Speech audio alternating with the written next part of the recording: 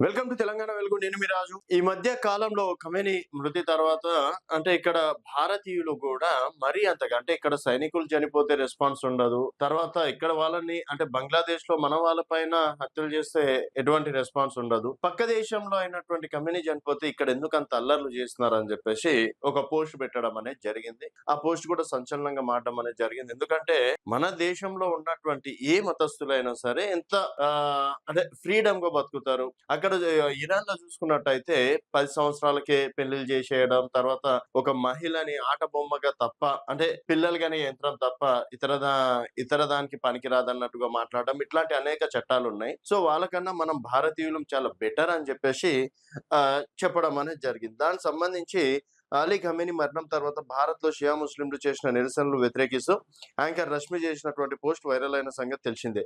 అయితే ఆ కామెంట్‌లో చేసినందుకు తనకు బెదిరింపు వస్తున్నాయని ఆమె పేర్కొన్నారు. మతగజ్జి పట్టిందంటూ బూతులు తిడుతున్నారని వాపోయారు. అందుకు సంబంధించిన స్క్రీన్ షాట్లు షేర్ చేశారు.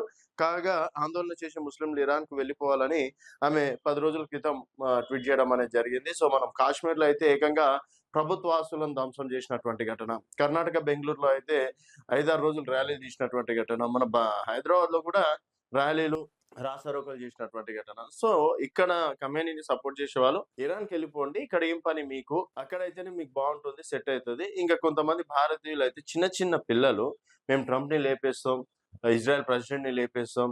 సో ఒక ఆవిడైతే నా కడుపులో బిడ్డని ఇప్పుడే యుద్ధానికి పంపుతా అని చెప్పేసి. సో ఇక్కడ భారతదేశంలో ఉంటూ, భారతదేశంలో తింటూ, భారతదేశ పథకాలను అనుభవిస్తూ, భారతదేశ సైనికులు అక్కడ కష్టపడి మనకు రక్షణ ఇస్తుంటే, సో వాళ్ళ గురించి మనం ఆలోచించకుండా, పక్క దేశం వాళ్ళ గురించి మనం అంతగా సరే మత గురువు లాంటి వాడు, కొంతవరకి బాధుంటది. సరే అది మౌనం పాటించేసి అయిపోతది గదా! దానికి సంబంధించి రోడ్ల మీదకొచ్చి ఈ విధంగా చేయడం ఏందన్నట్టు ఇటు రష్మి గావచ్చు, మరికొంతమంది సోషల్ మీడియాలో ట్వీట్ చేశారు. సో, ఇంక యాంకర్ రష్మికైతే "నువ్వెంత మందితోటి తిరుగుతున్నావు" అని రకరకాలుగా ఇట్లాంటి మాటలు మాట్లాడుతున్నారంట. సో, నేనెవరితోటి తిరిగితే మీకెందుకన్నట్టు గూడా స్ట్రాంగ్ రిప్లైలయితే ఇస్తుంది. మొత్తానికి మరి యాంకర్ రష్మికి బెదిరింపు కాల్స్ పైన గూడా స్పందించాలని జెప్పేసి గూడా వారు కోరడం అనేది జరిగింది. సో, చూడాలి మరి. అంటే ఇక్కడ యాంకర్ రష్మి పోస్ట్ పెట్టిన దాంట్లో ఏమన్నా తప్పుందని మీరు భావిస్తే మీ అభిప్రాయాలు కింద కామెంట్ రూపంలో తెలియజేయండి. చూస్తూనే ఉండండి తెలంగాణ వెలుగు.